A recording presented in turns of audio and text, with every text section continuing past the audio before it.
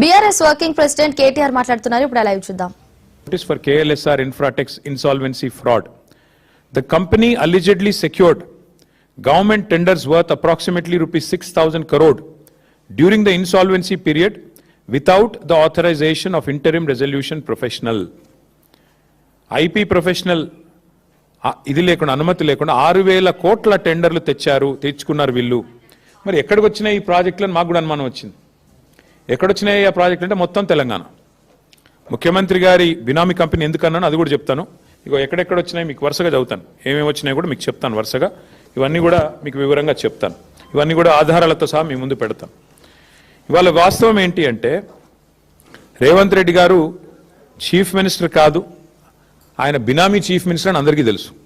ఎందుకంటే ఆయన వేరే వాళ్ళ కోసం ఇక్కడ ఆయన ఏదో అట్లా చూడడానికి అట్లా ఆయన ముంగటుంటాడు, కానీ వెనకాల ఆయన నడిపించే వాళ్ళు వేరే వాళ్ళు ఉన్నారు, అది అందరికీ తెలుసు. ఇవాళ ఆయన బినామీ చీఫ్ మినిస్టరే కాదు, బినామీ మాస్టర్ అని చెప్పి కూడా ప్రూవ్ చేసే భాగోతం ఇది. గత 2 ఏళ్లుగా అదేవిధంగా గతంలో కూడా బ్లాక్మెయిల్ చేసి సంపాదించిన డబ్బులు అప్పనంగా ఈయన అడ్డంగా సంపాదించిన డబ్బును ఈ బినామీ కంపెనీలోకి దొడ్డిదారిన మళ్లిస్తూ ఉన్నాడు. సీఎం సీట్లో కూర్చుని ఇవాళ తన బినామీ కంపెనీకి 1000 కోట్ల ప్రాజెక్టులు, ఇప్పుడే నేను చెప్పిన ప్రాజెక్టుల పేర్లు కూడా చదువుతాను. ఎక్కడెక్కడ ఇచ్చారా ఆ ప్రాజెక్టులు అంటే మీరు గమనిస్తే కొడంగల్ లిఫ్ట్ ఇరిగేషన్ మీకు చదివి వినిపిస్తాను, మొత్తం వినిపిస్తాను, మీరు వినండి, కొద్దిగా సావధానంగా వినండి. ఇది ఎట్లా బినామీ కంపెనీ అని మీరు అడగొచ్చు. ఇగో ఇది 2018 సెప్టెంబర్ 27 నాడు రేవంత్ రెడ్డి గారి మీద, ఆయన బంధువుల మీద, ఆయన దగ్గరి వారి మీద ఐటీ రైడ్స్ జరిగినాయి. ఇది టైమ్స్ ఆఫ్ ఇండియా రిపోర్ట్. ఇది రేవంత్ రెడ్డి గారి మీద ఐటీ రైడ్లు జరిగితే ఎవరెవరి మీద జరిగినాయంటే ఆ రోజు ఆయనకు 2018 సెప్టెంబర్ 27 ఆ రోజు ఏమేం చెప్పారంటే ఐటీ వాళ్ళు కూడా సాయి మౌర్య ఎస్టేట్స్ అనే కంపెనీ వాళ్ళ బ్రదర్ ఇన్ లో, అది వాళ్ళు సరిగ్గా ట్యాక్స్ పే చేయట్లేదు.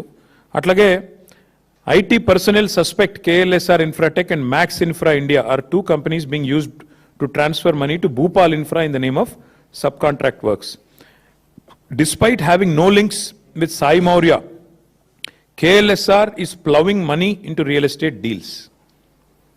ఈ KLSR Infra అనే కంపెనీ ఎందుకు బినామీ అంటున్నా అంటే ఇదొక ఆధారం. ఐటీలో ఆనాడు ఐటీ రేడ్లోనే స్పష్టంగా వారు అనుమానం వ్యక్తం చేసి కంపెనీ బినామీ.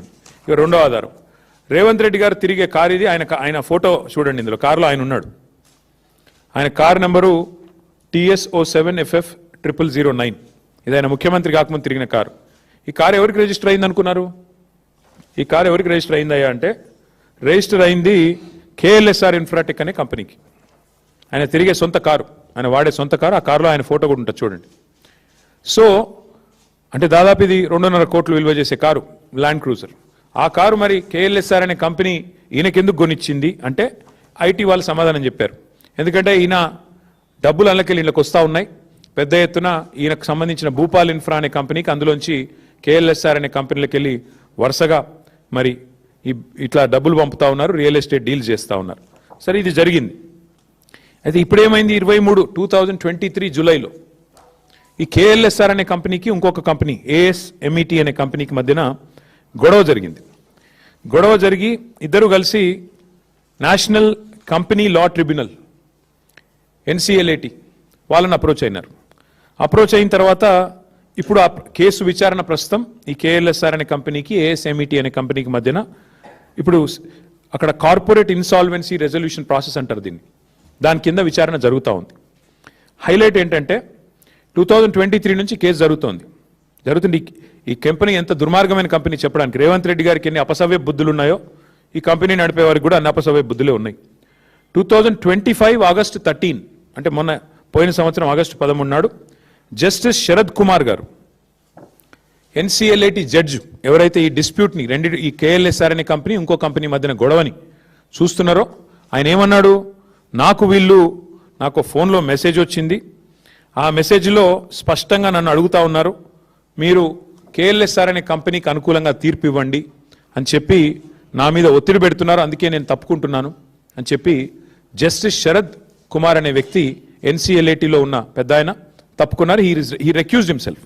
ఇంగ్లీష్లో చెప్పాలి అంటే NCLAT judicial member alleges being approached by judge for favour recuses himself. ఒక జడ్జి గారు, ఆ మెసేజ్ ఎవరో ఆషామాషి వ్యక్తులు పంపలేదు, ఒక జడ్జి గారు పంపారు కాబట్టి ఈ ఒత్తిడి నేను తట్టుకోలేను అని చెప్పి ఈ జస్టిస్ శరత్ కుమార్ గారు ఎన్సీఎల్ఏటి నుంచి తప్పుకున్న వార్త. ఇది కూడా అన్ని పత్రికల్లో వచ్చింది. ద హిందూ అనే పత్రికలో ఇది వచ్చింది. తర్వాత ఈయన తప్పుకున్నారు. ఇది ఎవరు ఒత్తిడి తెచ్చారు? 25 ఆగస్ట్ అంటే ఈ కంపెనీకి ఇంత పవర్ఫుల్గా అండగా నిలబడి మెసేజ్లు పంపించే శక్తి ఉన్న వాళ్ళు ఎవరు ఈ దేశంలో, ఈ రాష్ట్రంలో? మీకు తెలుసు, నాకు తెలుసు. ఎవరి కార్ అయితే వారు వాడుకున్నారో, ఎవరి కార్ అయితే వాడుకున్నారో ఇక ఆ వ్యక్తి ముఖ్యమంత్రి రేవంత్ రెడ్డి గారు. మరి ఆయన ద్వారా మరి ఎవరో వీరికి మెసేజ్ పంపి వీరిని ప్రలోభ పెట్టే ప్రయత్నం చేస్తే వెంటనే ఆ జడ్జి గారు కూడా తప్పుకున్నారు. అట్లాగే